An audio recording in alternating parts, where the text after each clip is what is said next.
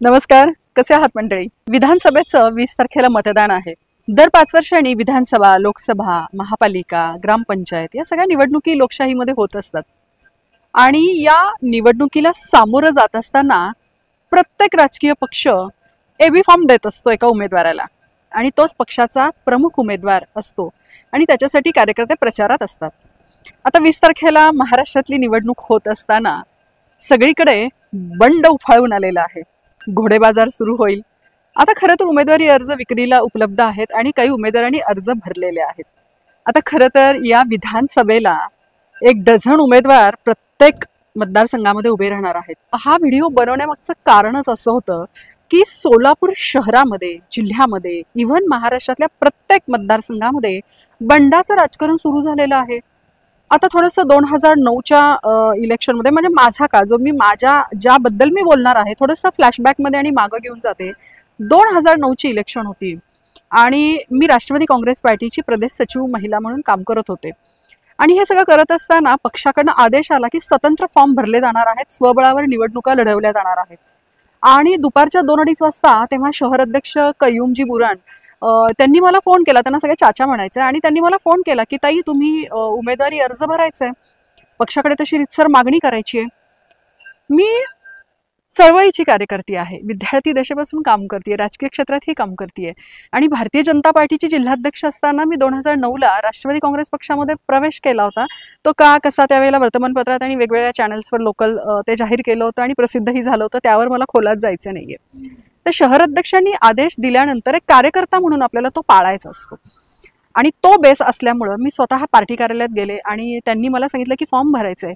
मग त्यासाठी पक्षीय फंड म्हणजे देणगीच्या स्वरूपात द्यायचा असतो आणि त्यावेळेला ती जी काही देणगी होती त्यावेळेला त्यांनी खिशात हात घातला स्वतः कय्यूम चाचांनी आणि ते द्यायला लागले. तर मला माझा स्वभाव थोडासा स्वाभिमानी असल्यामुळं किंवा आपण राजकारण करताना, समाजकारण करताना काही तत्वमूल्य पाळायची असतात, विशेषतः महिलांनी तरी किमान.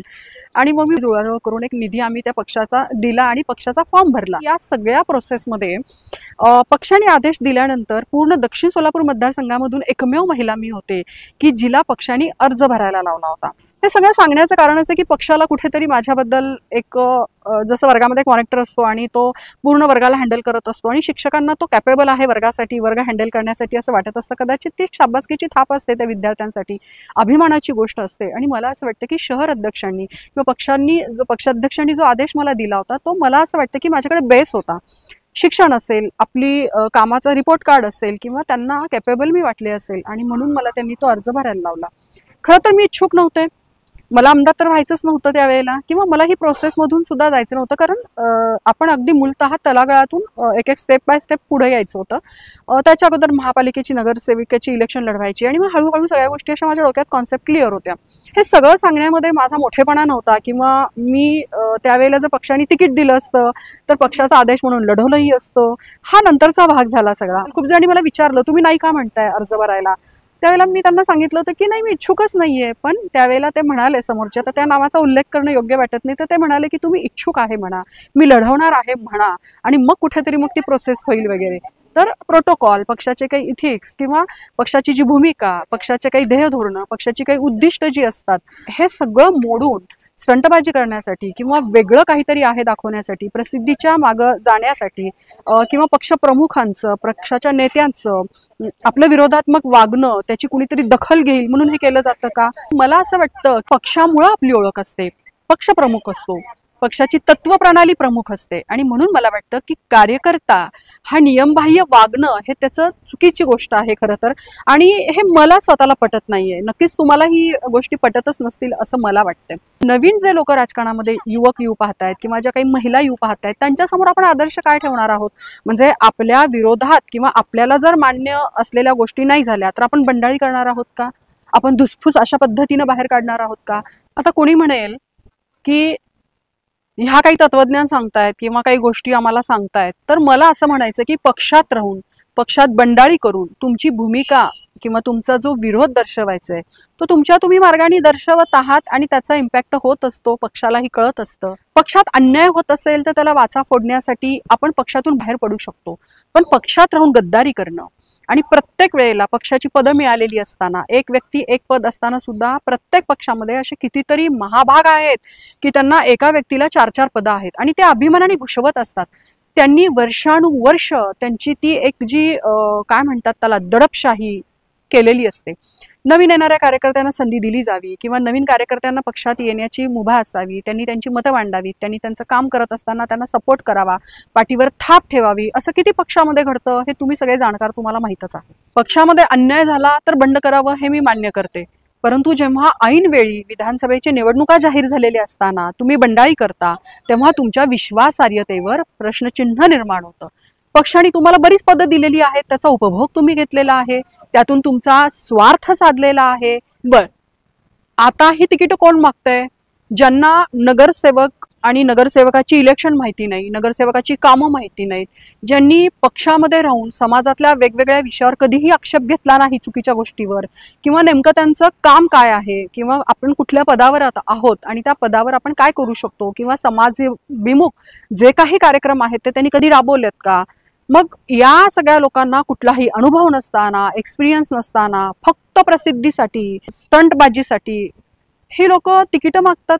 तर अशा लोकांवर, अशा पदाधिकाऱ्यांवर पक्ष काय भूमिका घेणार याचंही सगळ्याच राजकीय पक्षाबद्दल बोलतीये मी, म्हणजे एका पक्षाबद्दल असं नाहीये. काही बोटावर मोजण्या इतपत चुकीच्या धोरणामुळे आणि चुकीच्या लोकांमुळे हा काळीमा फासला जातो. एक प्रोसेस, एक प्रोटोकॉल आणि एक बेस असावा लागतो सगळ्या गोष्टीला.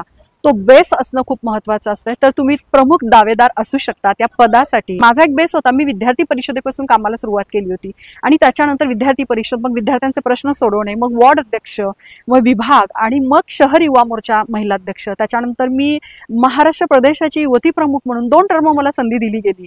त्यावेळेला पक्षानेही काहीतरी विचार केला, नेत्यांनीही काहीतरी विचार केला, माझं जे काही कार्य आहे ते त्यांनी पाहिलं आणि त्याच बेसवर, जिथं मी एका सर्वसामान्य घरातून आलेली आहे, तिथे कुठलाच वारसा नाहीये, म्हणजे कुठलंच राजकीयही पक्षाशी असेल किंवा एक कार्यकर्ता म्हणून पण माझ्या घराण्यामध्ये कोणी नव्हतं, तिथं मी या क्षेत्रामध्ये, राजकीय क्षेत्रामध्ये काम करत असताना मला मिळालेली संधी ही मी तेवढी कॅपेबल असेल, कॅलिबर असेल, माझ्यातले पक्षाध्यक्षांनी किंवा पक्षाच्या नेत्यांनी काहीतरी क्वालिटीज बघितल्या असतील आणि मग आम्ही याच्याकडे एक संधी म्हणून, एक गोल्डन ऑपॉर्च्युनिटी म्हणून बघत काम करत राहिलो, कुठलीही अपेक्षा न करता.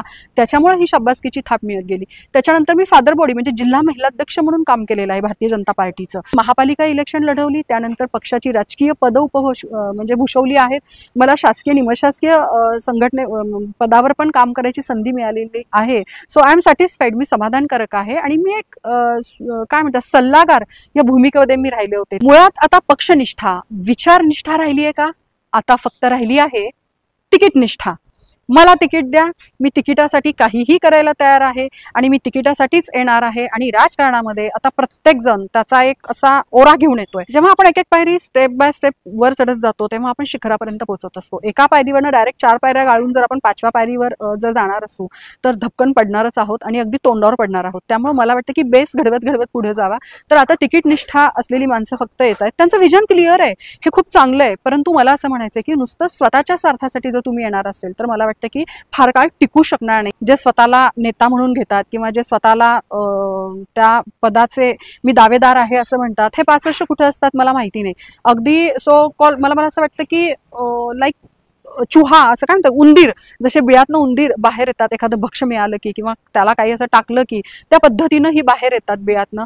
आणि मग ते मी किती काम केलेलं आहे आणि मी किती कॅपेबल आहे किंवा मी किती दावेदार आहे, मी किती प्रबळ दावेदार उमेदवार आहे हे सांगायचा प्रयत्न करतात. जनता बघत असते सगळं, ती खूप शहाणी आहे. कार्यकर्ता हे पद इतकं तुच्छ झालंय आता की त्याला कुणीही असं म्हणजे तुच्छतेच काय, हे काय कार्यकर्ते का, हां बरं चला.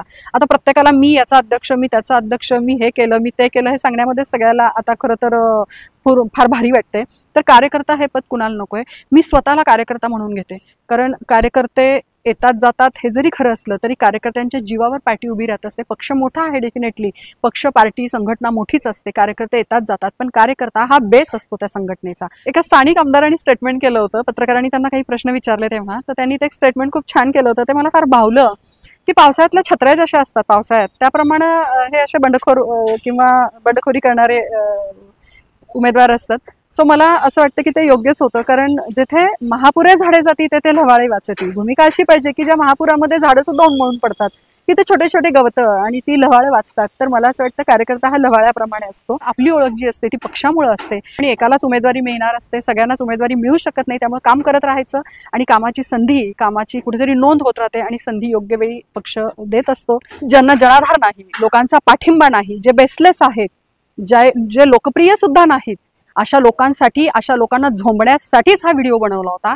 जे या कॅटेगरीमध्ये बसत नाहीत त्यांनी मनाला लावून घ्यायचा काहीच अर्थ नाही. काही लोकांनी मॅच्युरिटी दाखवली, काही लोकांनी पक्षाचा आदेश पाळला, त्यांना सलामच आहे. कारण अशाच नेत्यांची, अशाच कार्यकर्त्यांची संघटनेला गरज असते. तुमची काही राजकीय मतं असतील तर नक्कीच व्हिडिओच्या खाली कमेंट बॉक्समध्ये तुमची मतं मांडा, त्याचं स्वागतच असेल.